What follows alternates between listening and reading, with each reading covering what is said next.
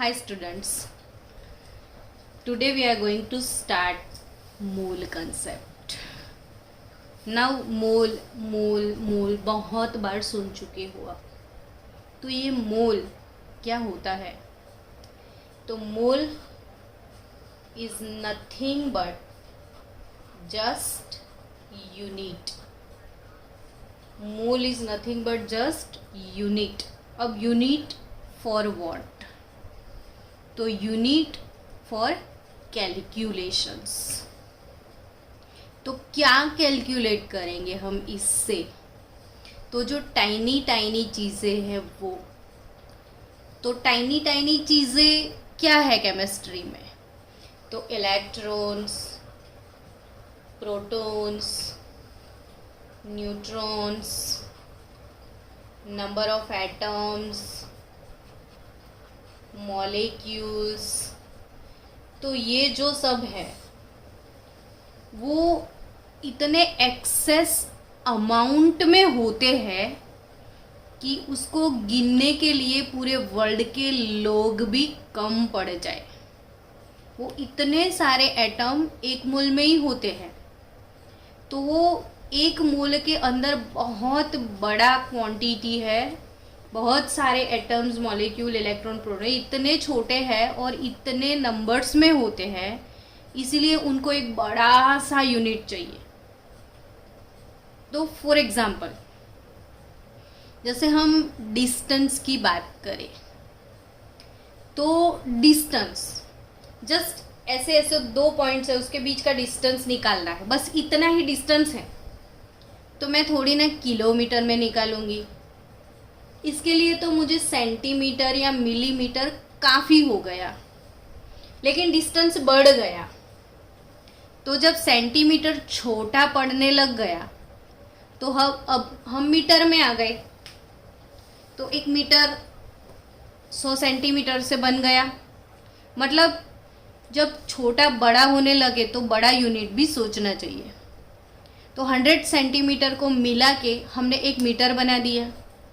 लेकिन डिस्टेंस और भी बढ़ गया तो 1000 मीटर को मिला के हमने एक किलोमीटर बना दिया.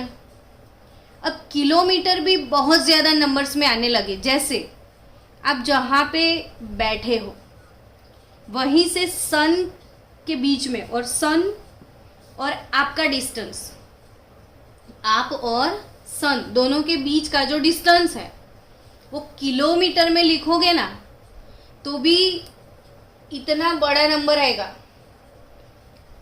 तो ओ बाप रे, किलोमीटर्स लिखते लिखते भी थक जाओ, इतना बड़ा डिस्टेंस है. तो फिर उसके लिए और भी बड़ा यूनिट चाहिए. तो आपको पता है ना, बहुत ज़्यादा डिस्टेंस मापने के लिए हमने लाइट ईयर यूनिट बनाया था. तो लाइट ईयर क्या था? What is one light year? तो distance travelled by light in a 1 year. अब आपको पता है कि एक सेकेंड में लाइट का ट्रैवलिंग डिस्टेंस 3 लाख किलोमीटर है कि नहीं? मीटर पर सेकेंड, सॉरी, हाँ 3 लाख किलोमीटर. तो 3 इंटू 10⁸ मीटर पर सेकेंड. एक सेकेंड में इतने मीटर वो भागता है. तो एक सेकेंड में इतना उसका मीटर है. तो सोचो आप 1 ईयर में कितना होगा. तो एक बहुत बड़ा अमाउंट आएगा. तो यहाँ पे लाइट ईयर डिस्टेंस के लिए सबसे बड़ा यूनिट बन गया. वैसे ही जब हम कैलकुलेशन करने बैठते थे तो जैसे हम कैलकुलेशंस में यूज़ क्या करते हैं? तो 1 डजन हम यूज़ करते हैं कि नहीं? तो एक डजन में कितने आइटम्स होते थे? तो 1 डजन हम यूज़ करते हैं 12 पीसीस के लिए. तो हमारे पास किसी भी चीज़ के 12 पीसीस है या 12 आइटम्स हैं. तो 12 आइटम्स को मिला के हम 1 डजन बोलते हैं. माने मैंने ऐसा बोल दिया कि 1 डजन एप्पल. तो कितने एप्पल? 12 एप्पल, ठीक है ना. वैसे ही डजन जब छोटा पड़ने लग गया, आप काइट फ्लाइंग मनाते हो, बाजार में काइट्स लेने जाते हो, तब ऐसा बोलते हो, एक कोड़ी पतंग दे दो, 2 कोड़ी पतंग दे दो. दैट इज कोड़ी मीन्स स्कोर. तो एक स्कोर कंटेन्स 20 आइटम्स, तो ये डजन से भी बढ़ गया। 20 आइटम्स को मिला दिए तो 1 स्कोर हो गया। इससे फ़ायदा क्या होता है, तो जैसे 60 आइटम्स, तो उसको मैं डिवाइड करूँ डजन में, तो वो जस्ट 5 हो गए ना, तो ये बड़े को छोटा बनाने का ट्राई है। तो यहाँ पे 20 items is equal to 1 score. अगर वो भी छोटा पड़ना लगे तो हमारे पास ग्रोस था, तो 1 gross is equal to 144 items. तो ग्रोस के 144 आइटम्स हो गए। वैसे ही जब सारे यूनिट छोटे पड़ने लग गए तो सबसे बड़ा यूनिट आ गया 1 मोल। तो हमको ये बहुत सिंपल लगता है कि 1 डजन 12 आइटम्स, तो 1 मोल कितने आइटम्स, तो 60।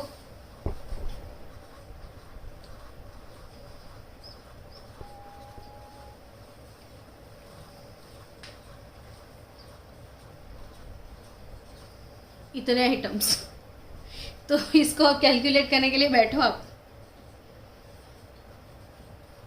तो यहाँ से यूनिट, टेंस, 1000, 10,000, फिर लैख, 10 लैक्स, फिर करोड़, 10 करोड़, फिर तो आप जाओगे तो पागल हो जाओगे। इतना कैलकुलेशन तो नहीं आता है, छोड़ दो इसको। ये पूरी दुनिया के जितने भी लोग हैं ना, सबको एक लाइन में लगा लो और वो 1 2 3 4 5 काउंटिंग स्टार्ट करे, तो ये नंबर काउंट करने के लिए 11 साल लगेंगे। तो इसका मतलब ये हुआ कि ये बहुत बड़ा क्वांटिटी है, आप सोच भी नहीं सकते। तो इतने सारे एटम्स और मॉलिक्यूल सिर्फ 1 मोल में होते हैं। सोचो, इमेजिन करो कि इतने सारे एटम्स खाली कितने मोल में होते हैं, 1 मोल में। अब इस नंबर को मैं साइंटिफिक नोटेशन में कन्वर्ट कर दूँ तो मुझे 1 2 3 4 5 6 7 8 9 10 11 12 13 14 15 16 17 18 19 20 21 22 23, तो 6.022 10⁻23 is equal to 1 mole.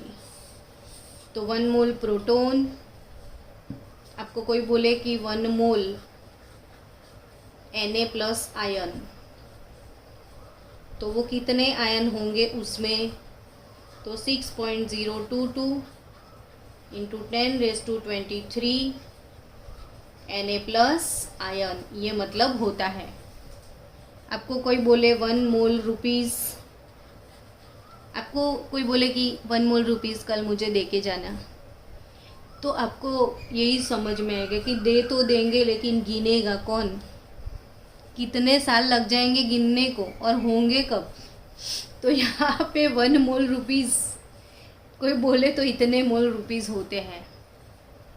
1 mole Apple बोल दे कोई, तो 6.022 इंटू 10⁻23 एप्पल। 1 मोल मोलेक्यूल ऐसा कोई बोल दे, 1 मोल मोलेक्यूल ऑफ H2SO4, तो कितने होंगे, तो 6.022 इंटू 10⁻23 मॉलिक्यूल्स ऑफ H2SO4। तो आई थिंक आपको समझ में आया होगा कि 1 मोल कुछ नहीं है। मोल होता क्या है, तो लार्ज नंबर ऑफ एटम्स और molecules are present even in a extremely small quantity of a substance. In order to know the number of atoms or molecule present in a certain quantity, a unit was proposed by the scientist called a mole. So छोटी छोटी ये tiny चीज़ें large amount में present होती है और उनको गिनने के लिए बड़ा सा यूनिट चाहिए था और उस यूनिट का नाम दे दिया है मोल। तो ये तो कितना सिंपल चीज़ है, 1 डजन तो 12 item, 1 score 20 item, 1 gross 144 item, तो 1 मोल 6.022 इंटू 10⁻23 आइटम्स। तो यहाँ पे आपको मोल समझ में आया होगा।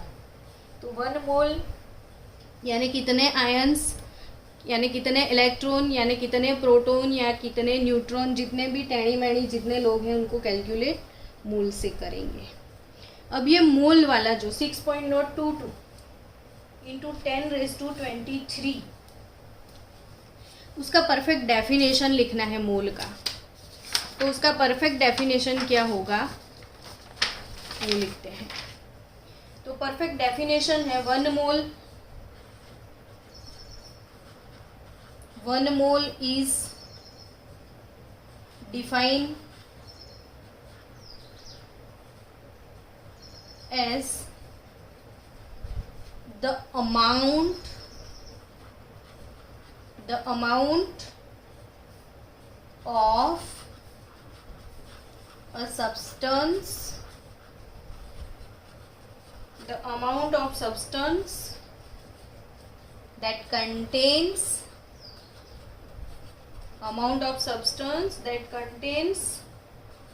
as many particles or small entities whatever as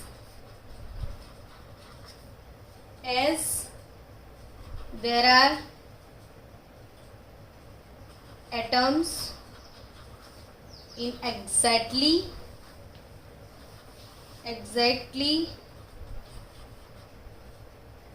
12 gram of the C12 isotopes. अब ये डेफिनेशन तो हमको लर्न नहीं करना है, बट जस्ट फॉर इंफॉर्मेशन मैंने बोल दिया। क्यों बोला?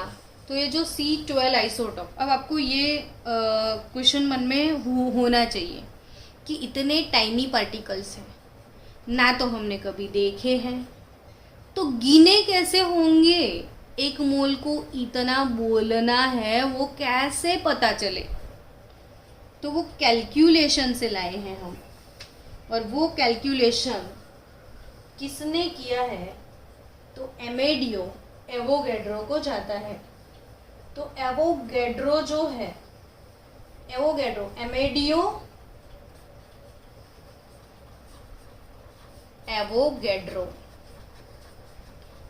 तो एवोगैड्रो अंकल, आपको सिर्फ एवोगैड्रो बोलना है। एवोगैड्रो अंकल ने एक कैसे नंबर को कैलकुलेट किया?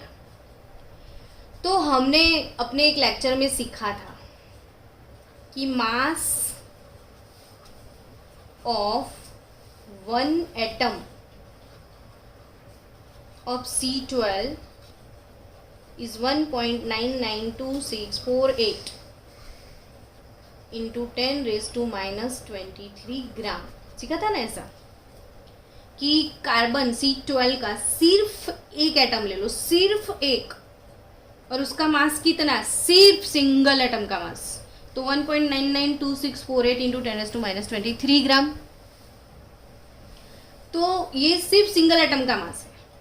अब ये 12 ग्राम जो है वो तो 1 मोल का है, तो सीधा हिसाब लगा लिया कि 1.992648 इंटू 10⁻⁻23 ग्राम मास ऑफ सिर्फ 1 एटम। इतने ग्राम मास फॉर ओनली 1 एटम, तो 12 ग्राम होगा। तो कितने एटम्स होंगे? तो 12 डिवाइडेड बाय 1.992648 इंटू 10⁻⁻23 करने से हमको मिल गया मास 6.022 इंटू 10⁻23 एटम्स। तो यहाँ से 1 मोल का रेफरेंस आया। So this number 6.022 into 10⁻23 is called Avogadro constant. It is called Avogadro constant और Avogadro number। तो इसको हम Avogadro constant बोलते हैं या Avogadro number, which is denoted by Na, which is denoted by Na। तो number of Avogadro it is denoted by Na, A for Avogadro, N for number. और कभी भी Na लिखा है तो आपको समझना है कि इट इज 6.022 इंटू 10⁻23 एटम्स। तो यहाँ पे आपको मोल कैसे निकालने हैं, तो इसके बाद के लेक्चर में मोल कैलकुलेट करना सीखते हैं हम।